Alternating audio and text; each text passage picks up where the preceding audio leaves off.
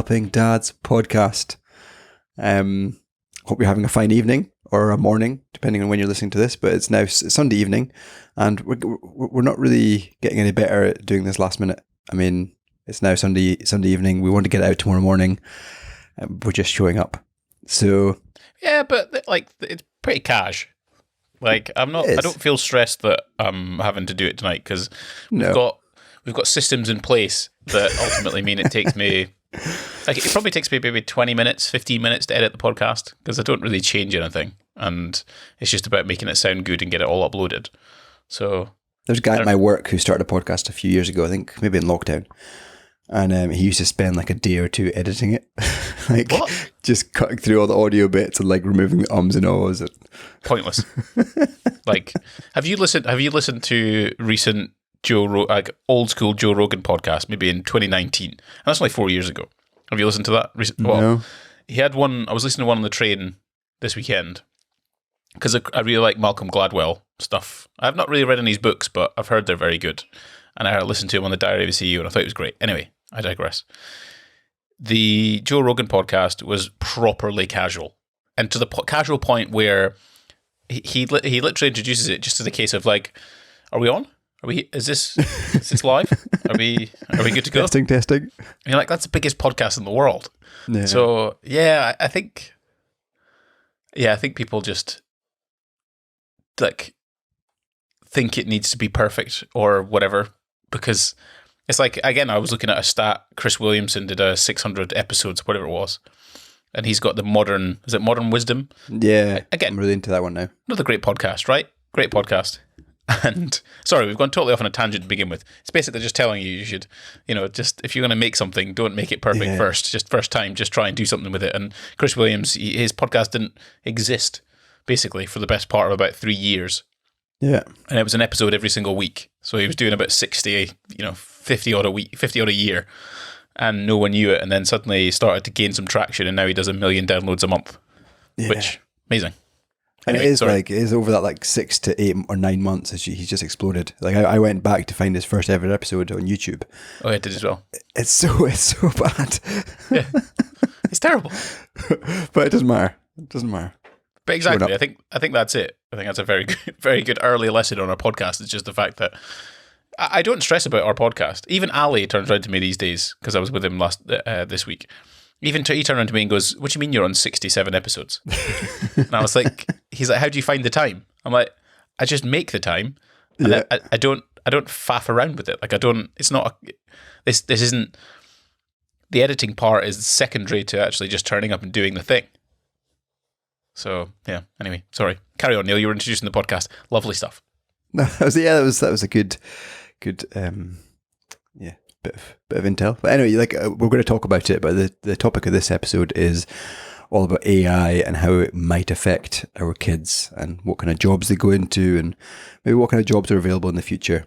And Gordon touched on something about how he edits his podcast, and there is some kind of AI to do the editing for him. I've started using it in my work. I work for a product company that has a bit of software that uses AI. So it is seeping into our everyday lives. And now with the release of Chat GPT, it's gone wild. To the point where like Microsoft are now speeding things up, and it's now with like in my meetings now within Microsoft Teams, I've got like this little bot thing that I can just write out a question and say, "Can you summarize the meeting for me?" And it'll give me a nice summary of everything. Like there's maybe 10 people in that meeting, and it's giving me a summary of what was discussed, which is just mental. And that's only this year it's come about. Obviously, it's been developing in the past, but the fact that it's now released into the wild is ace. So anyway, we're going to start like we always do with the how are yous. Now, my week, I'm just going to start with my week because it's not been anywhere as near eventful as Gordon's week. I was like, what can I come up with? But I haven't even been to the office. I haven't even been out for drinks with friends. I've seen friends, but it's been okay. It's been a good week, but it's definitely not been as high flying as Mr. Greenhorn's week. But I do have a nice Brewdog Lost Lager, which I will be consuming throughout this episode. And yeah, Gordon, how are you doing, and how's your week been?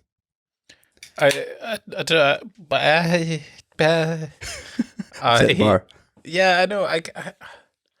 I sometimes forget that that's that's my life to some extent, right? Is when your 9-to-5ers, which I'd put you into the basket of, Neil, where like, generally speaking, life is kind of just a system. It's slightly mundane. It's like a middle ground. It's not unhappy. It's not incredibly happy, and you ultimately get moments outside that 9 to 5, or sometimes within the 9 to 5. But there's kind of like you turn up, you do the thing, you go home, you do, and you repeat. We call it day on day. But my sort of journey of life is, or certainly business or professional life, has kind of been a journey of like 10 or 12 years of not every single week's exactly the same. Not every single day is exactly the same. You know, not every single job or thing I'm doing that day is exactly the same. And I have to face like lots of different challenges around it. But anyway, it's not necessarily challenges, but then I forget that going to Lapland is it a normal thing that people do? You know, so yeah, in short, it's just this month, I just can't get my head around this month in particular, because it's just been not only incredible, but also at the same time like tiring and stressful and hard work and lots of stuff just going on, which is, you know, it's easy to fall into the trap of like, oh my God, boohoo me, I'm tired. You know, there's just a lot to deal with, and there's no downtime, and I need a holiday for a month off after this month. But then, yeah, like I said, I've been away with Ali filming some videos in Lapland in northern Sweden, and we were capturing content for YouTube basically, so some vlog stuff and some content basically. But it was at the Ice Hotel of all places, which in effect is basically where a guy back in the 80s, maybe, I want to say, decided that he created like an igloo in the forest. It's near a big river, and it was an amazing igloo. And they have this big ski competition. I might be getting this wrong, but they had this big ski competition near that area, northern part of Sweden, and all the hotels had been booked up. And there was a TV crew that needed to stay somewhere, and they were like, "Why don't you go and stay in this guy's igloo?" Wow! Right? And it then just kind of turned into this idea of, well, why don't we build a bigger structure and then have people come and stay, you know? And it just built into basically a massive business now, where every year they harvest these 2-ton blocks of ice, which are just big like giant bricks from the river, and then store them in a freezer. And then the next year they use them to build this big ice structure. It's a big ice hotel. That's exactly what it is. And now they also have artists come in, so ice sculpting artists or just artists in general, to design rooms. So they'll carve out all sorts of bits and pieces and create these incredible sort of structures and rooms and designs and whatever else. And it's amazing. It's like, it's the most surreal thing. I'm walking around, it's minus 22. Yeah. You know? So like, I assume since it's called a hotel, there's rooms people stay in and stuff. Like, how does the whole heating thing work? And like, there isn't any heating, no. Yeah, but like, you don't get cold. You're lying on a bed of ice.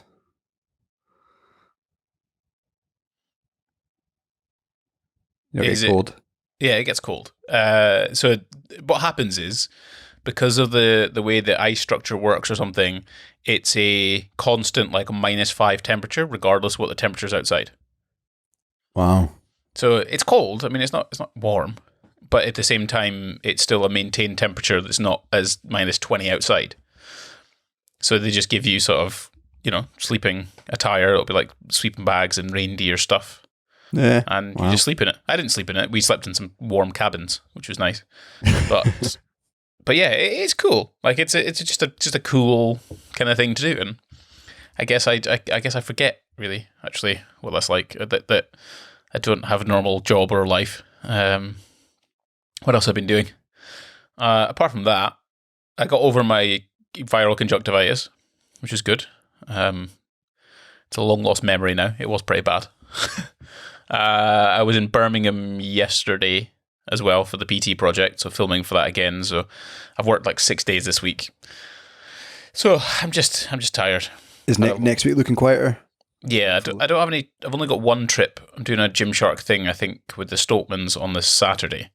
So I've only got one sort of filming thing to do, and the rest of the week I've got like loads of editing and stuff on my plate, so I need to get through that. But generally speaking, it's not terrible. And that's kind of it, really, to be honest. That's my current life. Hopefully I'm going to try and calm down a bit, but then I might be going to World's Strongest Man in 6 weeks, like 4 to 5 weeks, which will be, North Carolina, Myrtle Beach. Nice. So another trip. That'd be mad.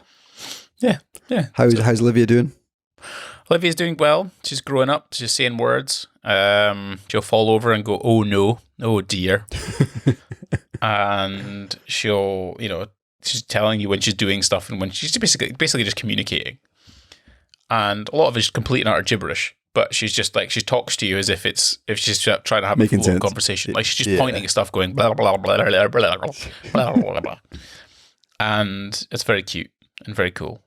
But I think I find it hard, if we bring it back to dad life aspects, is where you have to like juggle lots of different faces, lots of the time. So you'll have your professional face where you have to work and do your thing, and then now because you're a dad, you can't just come home and just vegetate on the sofa. It doesn't happen.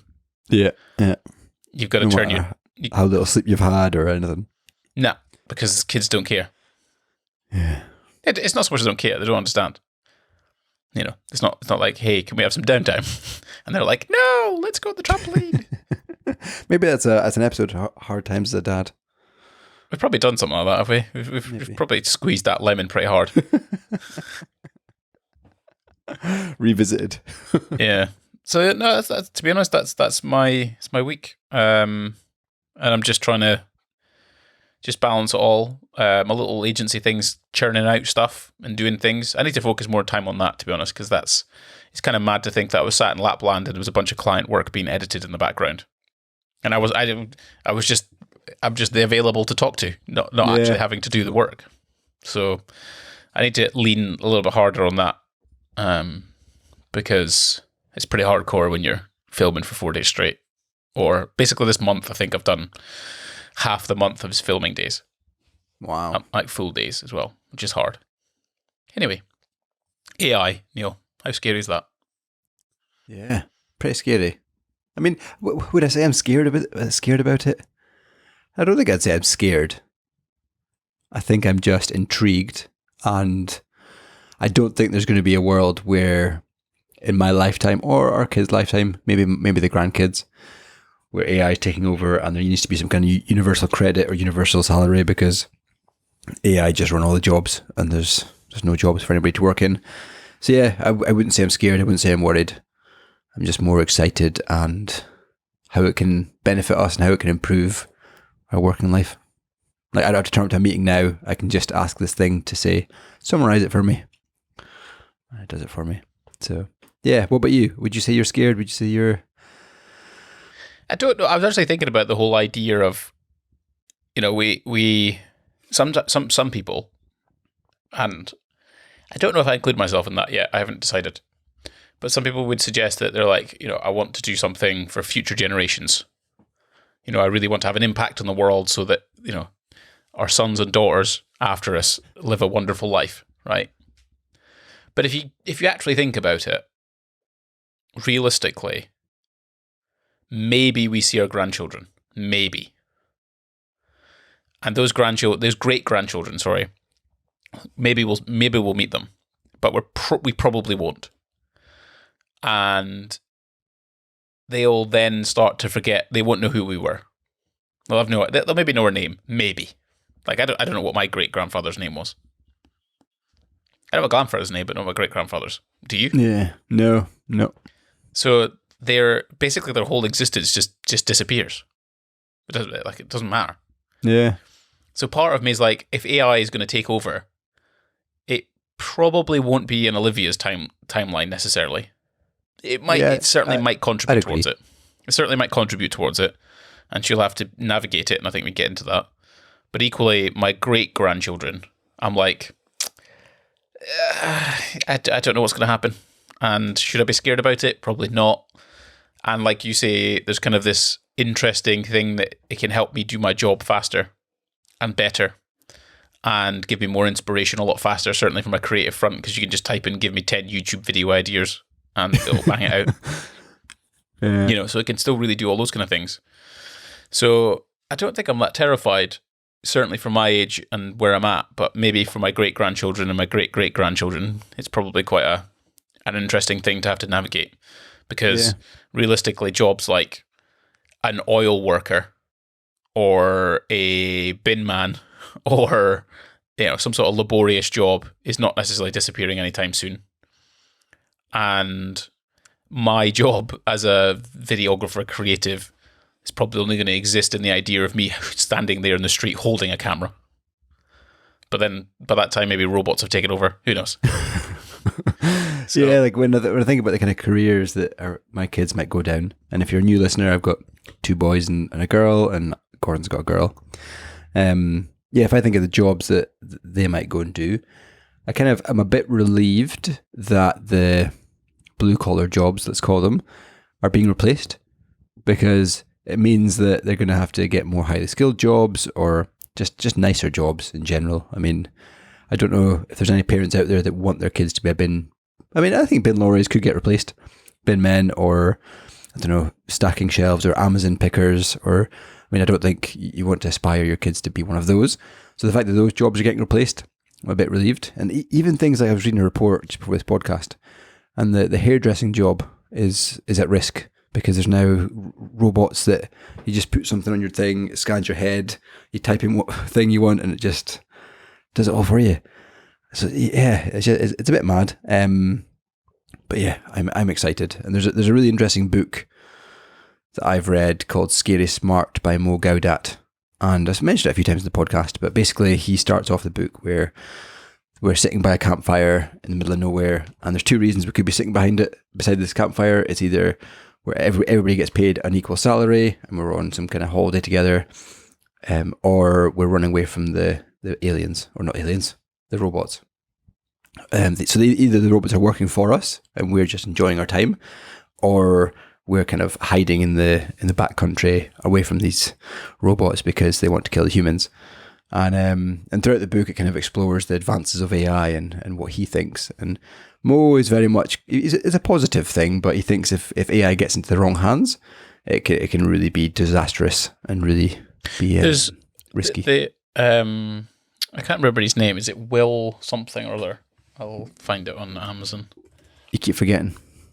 I do forget these things. Will McCaskill. His name is. Skull. How do you spell McCaskill? McCaskill. We'll go with that. Oh, it's not come up. Anyway, Will McCaskill is, I think he's the youngest, like, associate professor in Oxford University, something like that. Scottish guy, in fact. And he discusses in his book what the problem with AI could be, because we have, say, tens of thousands, if not hundreds of thousands of engineers working on AI, right? Improving AI, getting it better, getting it more smarter, etc. But we barely have anybody working on keeping it safe. Yeah. So there's a big issue in that front where he says it's just weighted too hard in the pursuit of more, and not enough in the direction of safer. So I'm curious how that might potentially evolve, because look at the way that social media has kind of got to this point where we didn't know what it was to begin with, and then it's become this kind of thing that's probably going to be regulated, like cigarettes or drugs or any other type of kind of thing at some point. You look at TikTok's about to get banned in the US. So I'm curious about that aspect of, like, safety and, like you say, how it's going to be used. And there's plenty of science fiction movies that have talked about AI and robots and destroying the world. So I guess I don't really look at it that way. I won't be alive at that point, so who gives a shit? I'll be in a grave somewhere, or I'll be a I don't know, corpse for someone to cut me up. You say that, but I don't think anybody, certainly I wasn't expecting the advances very quickly to the public of Chat GPT. So they just kind of, I don't know, one evening or one day they just released it. There was no build up. There was no like, this is coming, this is what it can do. It was just like, this is a new service that's available. Anybody can use it. There's now a queuing system and there's like a pro version and stuff. But yeah, there was just no kind of build up to what they're saying. And I don't know if you want to explain what Chat GPT is, but it's essentially a chat bot that's very clever, and you can ask it, I don't know, insane questions, and it generally comes back with a suitable answer. Is that how you'd? Yeah, I suppose so. Chat GPT, but there's loads of them. Like there's now AI editing tools as well that can improve like footage or edit it in a certain way for you. There's one called Consensus, which essentially looks at scientific papers, reviews them for you, and gives us a detailed report on a scientific question of some kind. So there's absolutely tons of them. Like we use one that essentially edits our podcast called Auphonic, and it's kind of like an AI tool that goes through our discussion and what we're doing. So I guess you were saying that like you're not sure that in your lifetime there'll be any dangers to AI. I don't know. I don't think we're educated enough to say that. I think we weren't expecting Chat GPT, so sure. But I also don't want to walk around thinking that AI is going to take over the planet and we're all going to die. True. Like I'm kind of in this, I guess, glasses half full idea of what can it do for me, rather than the idea of, oh my God, in 10 years, that's it, we're all dead. Yeah. I guess. So then, from a job perspective, like Isla and the boys, Ben and Lewis, we should probably stop calling them the boys, because it's Ben. I know. Lewis, isn't it? You know. Even like in nursery, like the teachers would be like, "The boys, the your parents are here."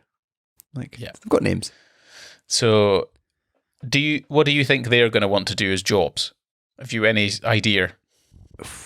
Not really. Isla's like, she wants to be a baker because Mum ran a bakery in the earlier episodes. You might know that.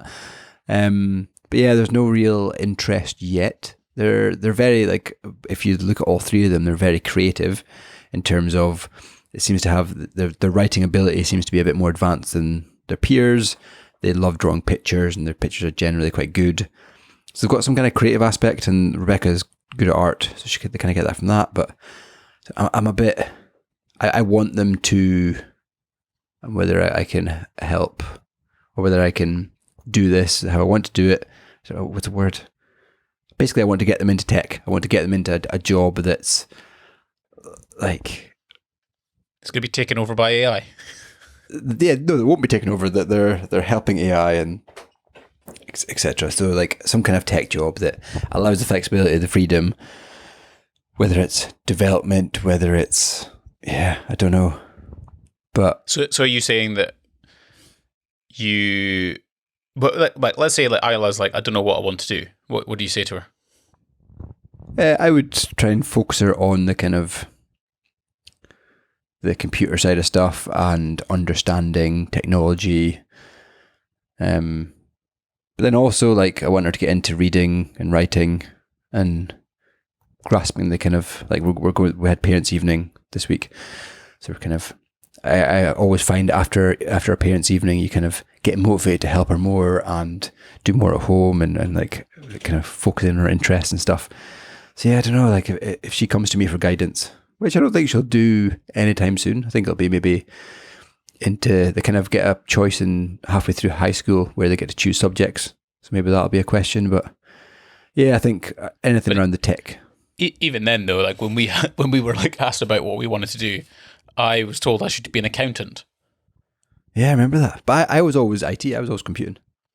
Yeah. Okay. Well, it kind of worked out for you. But then you don't do computing now, do you? You do project management.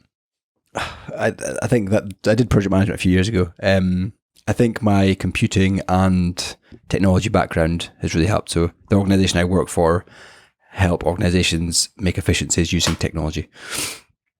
So similar to like, looking at public sector and how can they save £50 million in their next financial year? What tech, what automation can they use? Could be the software that we sell, could be other things. How can they basically reduce headcount to enable that saving? So are you making a suggestion of technology? Like, why are you suggesting technology as a job route? I think it's future proof. I think tech's always going to be out there, whether it's if you're programming for robots, if you're trying to fix them, if you're enhancing them, if you're trying to defend against them. Like, I don't know, if you use the storyline of AI is going to take over the world, then having knowledge about that and how they work, how they operate. Yeah, and like businesses are always going to need technology to help them deliver things, improve things, create things. Yeah. So you're sort of directing things more towards the idea of skill rather than, say, pay. Yes. Or fun. Yeah. So do you think that you should, if your kids don't know what you should do, you should direct them towards a skill set rather than, say, direct them towards something that pays well or is fun? Yeah, so I think in my eyes, if you get a skill, you can eventually make it pay well and have fun with it. I think there's going to be a period of time where, and I experienced this in my kind of early years, where I was under people's desks fixing computers, and like it was a grim job, going offshore as well, doing PC upgrades and stuff like that. I wouldn't say I enjoyed it, and I wouldn't say it was fun, and I wouldn't say the money was that good. But now I enjoy my job. Now I get paid well, and it's just taking that time. So I think if you get the skill and you get the understanding, maybe in the next 5-10 years they won't enjoy it, but know that I think you could make a way to enjoy it. Okay. Just because if you think about, there's plenty of like highly skilled artists and sculptors and musicians and anything in that sort of creative space, there's probably equally a bunch of people that you would say are highly skilled in your workplace, but don't necessarily command a high fee just because the skill isn't really in demand or it doesn't necessarily generate high amounts of income. So I guess I agree on the idea that, targeting skills is probably a good idea against the idea of like the whole thing of AI, becoming very, very good at something. But then equally that is, if AI is good enough, it's probably going to be pretty fast at becoming skilled at something. And probably like even computer programming, programming websites, creating apps, you can now do all that with Chat GPT. So I'd just be curious also about analyzing the idea of, if you don't know what you want to do, then perhaps you look at the actual job market and go, well, what pays the most? And ultimately, how long can I do it for? Yeah, I think when we were growing up, I think there was no kind of thought process of how long is this job going to last or how long is this industry going to last. But I think that's probably something that our kids might need to think about in terms of, what they're going to go down. I mean, if they want to be a driving instructor, for example, which is quite extreme, but if they want to be a driving instructor, then are we going to have cars in the next 20, 30 years, or is Isla even going to need to learn to drive because there's probably some automated thing that they can use? Just on that subject, bus drivers, recently we've now got buses, all places. I live in a small town, city now, in Fife, and there's autonomous buses going around Gordon, which is mad. Across the Forth Road Bridge, there's like a really fast service from Fife into Edinburgh, and there's no driver on it. How does it do that? It's on the main road. Hold on. It drives into Edinburgh? So it drives onto the outskirts of Edinburgh to a depot, but it goes across the Forth Road Bridge with other cars on it. Maybe about, I think it's like 10 miles. It's a relatively straight road. It doesn't have its own lane or anything. It's just, yeah. Well, the CEO of Uber said that if anyone invents a driverless car, he'll buy the entire fleet. Wow. So yeah, I guess there's things like that. But then again, equally, I guess you see it now. You look in mining or steel works and that kind of thing in the UK, the old industries. There's people been working there for like 30 or 40 years and they're like, oh, I don't have a job now. It's the only thing I've done. Because they never thought that coal would run out or that steel industry just wouldn't be worth it anymore because other competing markets would be better than them. But then they just you never would have thought of that, right? You never would have just gone, because it's just a thing you would have done. You got paid well and it was a job. And it's like the paper mills. Remember the Inverurie paper mill? Yeah. That was a big thing that closed down. Like people were working there for probably 30, 40, 50 years. And now there's just not much need for print. Or just a bit weird. Everything's digital. But I don't know how you feeling about Olivia, and obviously it's quite early days for you, but I don't know. I think that I am quite bullish on the idea of sort of education and university to some extent. Trying to, if she doesn't know what she wants to do, then like you say, learning something and upskilling and whatever else, and probably picking something that's relatively broad, which would be very helpful. So things like business is probably not a bad idea to learn. Money, how money works, probably not a bad idea. And yeah, like you say, probably tech's not a bad thing to potentially sort of look into and what to do. I think the things that I worry about more is making sure that she picks a career that ultimately pays reasonably well, because I think there's a problem where if you just focus on the thing I want to do and don't consider how much it pays, then I think there's an issue where you just it's just difficult to then manage that idea of finances in your life, because it's one of the biggest worries that you have as an adult. You know, the older you get, the more you take on, the more you have to put up with, the more you have to do.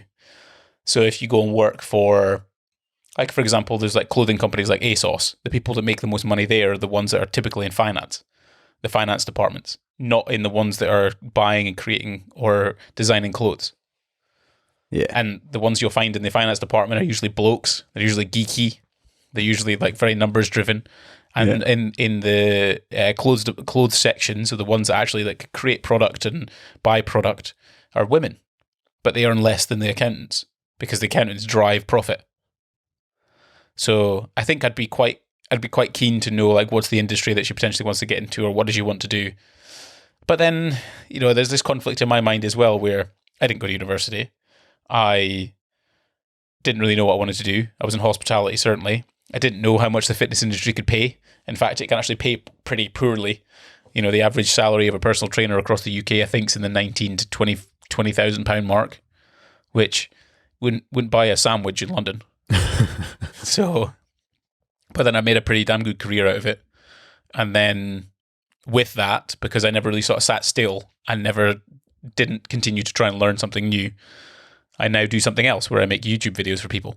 And that's a particularly lucrative career that even in our lifetime, even in the time that I've existed as a personal trainer, would have never even been something that people could earn money doing. Right? YouTube was just a dating website. So I don't know. There's like part of me sometimes, maybe you do just go with your gut. And you're like, I'm going to do this thing, going to work really, really hard at it, try and master it. And then the side effect of passion probably kicks in, so you start to enjoy it more. And if you become really, really good at something, you probably get paid pretty well for it, regardless of what you do. And then there's like location-based and all that kind of stuff, and she's going to be based in London probably for a reasonable amount of time, so inevitably that pays more, especially if you're good at something, compared to if you're living in Sheffield or in Brewery, or whatever else, I guess. Yeah. No, like, another reason, so I get all that. I get, like, the pay is something that I want them to think about, and I'm similar to you. I didn't go into computers and IT knowing the pay grade and knowing the salary, and then I didn't even kind of know the world of consultancy and helping organizations transform through tech and stuff.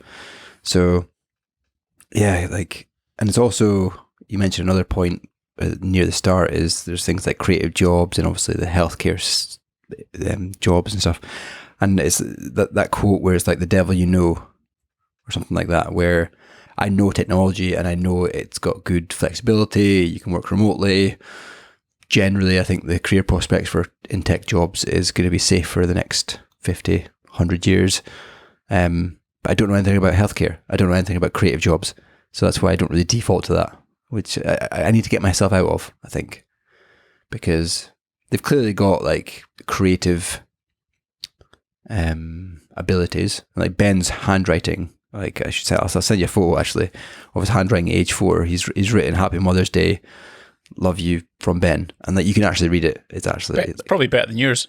It probably is, Gordon. Probably is. But yeah, I mean, an interesting, just for kind of a nugget that I was reading before we got onto this podcast, PwC were commissioned by the UK government, and this report is 120 pages.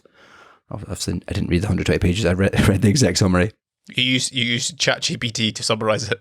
Yeah, I need to. But anyway, they basically estimate, our base case estimate is that around 7% of existing UK jobs could face a high probability of automation over the next 5 years, which is not that long. And then rising to 18% after 10 years, and then 30% after 20 years. And then it goes on to say that the study found that by 2025, AI could create 133 million jobs, and eliminate about 75 million, resulting in a net gain of 58 million. And that's just the UK, which that's mad. Like those numbers, getting rid of 75 million jobs. In the UK? No. Yeah, no, that can't be the UK.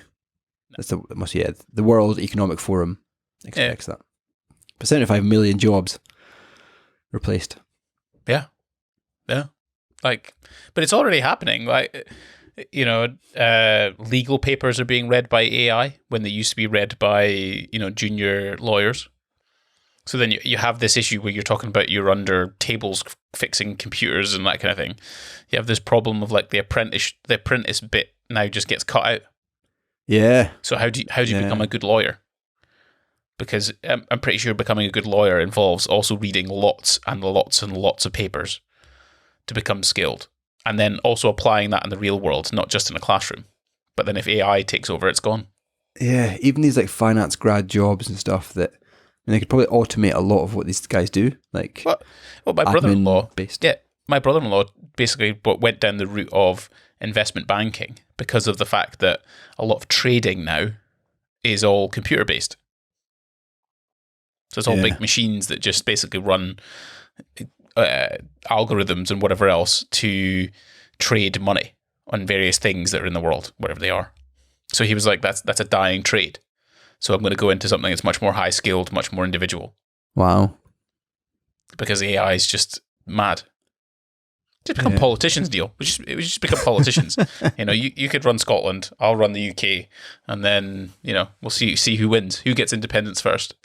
Yeah, will politics ever be run by AI? Become AI? I don't think so. That's definitely not going to happen. And things like policemen, ambulance people, and fire, like they're always still going to be there. They're never going to go away. They probably will. I'd be curious if the law, like the judging system, for example. Yeah. Because there are cases of which if a judge, for example, has had a bad day, they'll take a slightly harder stance on something.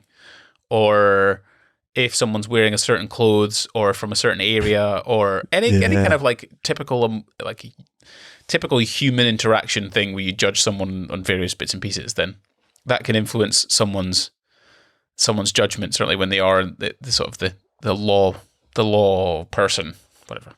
Yeah, I mean, it's what we look at human bias a lot.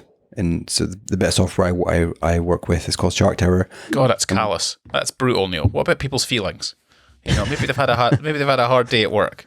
But a kind of real life example I bring to life in kind of sales calls when I'm presenting to customers is that you can wipe out your you can stop all these emotional snowflakes and just, you know, you could tell when they're not doing anything, so you can put them on the put them on the at-risk list for redundancy. Almost. So yeah, but project managers, they might have happy ears and they might think that this project's going well, everything's fine, everything's hunky-dory. But our system, if it has the right kind of data and stuff, can tell you otherwise. So we basically remove the human bias. So you just remove the human. I always have to get there somewhere, like, we're not looking to replace the humans. We're looking to supplement them and give the senior stakeholders a different view of what might be true based on what we know. So what you're saying is people just can't bullshit each other in a meeting and just be like filling their time with nonsense. Yeah, we use data to tell otherwise. I don't think I cope with that very well. I like skiving. Yeah, that's kind of part of it, really. I guess is that if we want to continue to accelerate and get better and better, then I think the fragile human mind is kind of at risk because we can fill it with bullshit, right? But AI will look at numbers and be like clinical and be like, nah, that doesn't work. Yeah, you know, you're not good enough. I do wonder if, let's fast forward 50 years time, and we need some kind of have a universal salary where everyone gets paid the same amount of money, and robots are just doing it. I don't know how it would work, because you're going to still have to have people that are skilled and highly skilled to maintain the robots, to fix them, to build them. I mean, robots might build robots. Robots might fix robots. It's just a whole other world. Yeah, it's kind of like a position where potentially the currency or money just becomes obsolete. Yeah. It just becomes, because in essence, it's kind of, that's what it's about, because you have the balance of where trading would happen between countries and individuals by using products, and then that product turned into gold, or it was coins of some kind, or silver, or whatever else, and they held a certain value.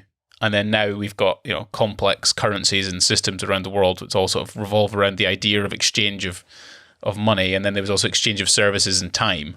But if you can't exchange your services time, you can't be like your time can't be in your service, can't be a product. Then what are you buying and what are you selling? Yeah, at the core of it, really. Yeah, it's an exciting one. Well, having no currency anymore, and we're all just earning the same.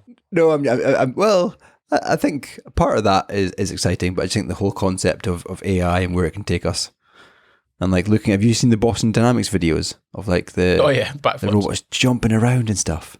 If you put Chat GPT on him or on it, yeah, there's another thing. What happens to the sex of robots? Gender. Just like, yeah, but having the Boston Dynamics thing jumping around and backflipping and just so agile to how humans are. Stick that with Chat GPT, and then with a voice. That's it. We're done. We're done, Neil. We're moving to the Isle of Skye and setting up a wall. I mean, that's what tech jobs can allow you to do, Gordon. You can live wherever you want. But I think there's a lesson. The lesson for me here is that you don't necessarily need to, I think I'm taking the example from Gary Vaynerchuk, who wrote a book called Jab, Jab, Jab, Right Hook, where it talks about social media and like basically how to prioritize it. But he's also talked about other things where if you want to have a business and you have a certain amount of time, you should sort of spread it between the things that matter and things that are experimental to some extent. So, if you're getting most of your customers, say, from Instagram, you spend 70-75% of your time posting on Instagram and, managing that platform. And then maybe another 10-15% on another platform that probably pays you somewhat, like Facebook or whatever else. But then you're using some of that 10% to experiment with things. So play around with like Snapchat or TikTok or whatever kind of new platform that's kind of arising. And I guess there's kind of something in that about the job life or the professional life, is that most of your time is being spent on the thing that's in front of you that's earning you money. But you've still got to have some sort of like wiggle room where if something new comes along or something seems interesting, you need to spend some time finding out how that potentially incorporates within your professional life. And I feel like I've done that quite well to some extent with personal training thing, and then marketing myself on social media, and then ultimately using video and photo as a tool to then it now becoming a job is kind of like, okay, well, Chat GPT AI is definitely something that I need to I definitely need to learn or understand how it can benefit my business to the point where maybe it becomes my business or it becomes something I earn money from. Where I help people with Chat GPT or, whatever number of things. So I think the lesson there is really that you can't just rest on your laurels. You can't just sit there in your nice cubicle with your computer doing your job and not be trying to do something else or figuring out, well, where can I make my job easier, better, faster? Am I learning a new skill? Am I doing something else? So I think when we bring it all the way back to the kids and whether they get a job or how they get a job and what they do in the future, I think it almost doesn't matter what they do as a job, but they're actually not sitting still and they're continuing trying to become better at something, and they're very aware of the new things that can come along and they can try them out and play with them and get better at them, and et cetera, et cetera. So I think that's a good way to end the podcast, but just continually learning. And it's so easy now. Well, I say easy. I think it's quite easy to pivot jobs and to change careers. I guess continuous learning is something that I think we mentioned on one of the podcasts that we want our kids to embrace and do. And I think the foundations of that, hopefully, and how I'm doing it with my kids, as I mentioned this before, but I've got a rule on books.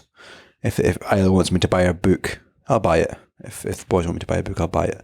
Because I think books and just getting them the ability to read and the ability to understand and enjoy books, I think hopefully will be a good foundation to helping them progress, learn, and like it is. It's just that attitude of progression. It's not the attitude of just settling and just staying where you are and doing what you're doing. I think I'd be more terrified of that than AI. Yeah. I'd be more terrified if the kids decide that they're just going to just live for the weekend, not learn anymore, just do their job 9 to 5, Monday to Friday. That's more terrifying for me right now than AI, I think. Yeah. And like the world's kind of, it's especially the UK, it's becoming easier to do that. Because, I mean, we can go into the kind of the welfare state and the kind of benefits you can get for a non-working person. And yeah, we're almost making it easy for people to stay at home. And maybe, I don't know. I don't know. I think they've recognized. I think they've recognized now with the idea of working parents that we now get free childcare basically from 9 months onwards, as of like 2024, certainly for me, and then newborns right now and whatever else. So I guess there's part of it's been recognized that that's required, because there's still like a massive job market out there. I think there's a lot of jobs available. But yeah, I think if you just sit at your desk all day and don't try and progress in some way, then I don't think you've got anything to complain about if AI takes over. Yeah. Because you could have done something. You could have listened to this podcast and you could have learned something and then ultimately saved your career. Yeah. Nice. Anyway, that was episode number 67 of the Developing Dads podcast. I enjoyed that one. It was a bit of a different subject. Gordon messaged me, I think, this afternoon about it. But it's a topic I think we're both interested in, and it's part of my work as well. So it's good to delve in on the podcast in terms of what it would do to our kids. I was just actually looking at. I'm under more pressure, and I feel like I need to do my YouTube thing. I was talking about one of my goals for 2023. So I was looking at my YouTube thing, and the last 3 videos I made one did 173,000 views, one did 56,000 views, and one did 35,000 views. That's a weird tangent you've just gone on, Gordon. I was closing the podcast. I know. But I just sat looking at it just now. And then I also realised, this is also totally off topic, but YouTube also now do podcasts. Wow. So we can... sure our 1.5 listeners will... Podcasts are collected under playlist, create a podcast, and we can upload podcasts now rather than uploading it videos. So I might do that. Oh. Interesting. Maybe next episode we should do a goals review. I mean, we're finished quarter 1, almost finished quarter 1. Have we? Oh, we have, yeah. Okay, that's what we'll do in the next one. We'll review how our goals are going. When did we write down our goals? Did we write them down somewhere? I think we both did at the start of the year. Oh, right. We certainly did a podcast on them, Gordon, so you just listen to that. Right. Goals. Oh, yeah. Okay, 2023 goals. Yeah. I've written them down.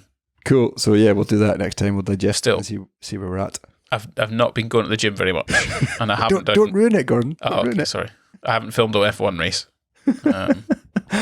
Oh, God. I haven't made £1 million. Anyway. I've got some catching up to do. You've got a week. There's loads of it I've not done, let's be honest. Accountable. Anyway, thanks for listening. You can catch us on Apple Podcasts, Spotify, all the usual. If you're up to this point in the podcast, you probably know that. So I'm just going to sign off now. Thanks for listening, and I hope you have a good day, evening, morning, wherever you are. Wow, what an ending.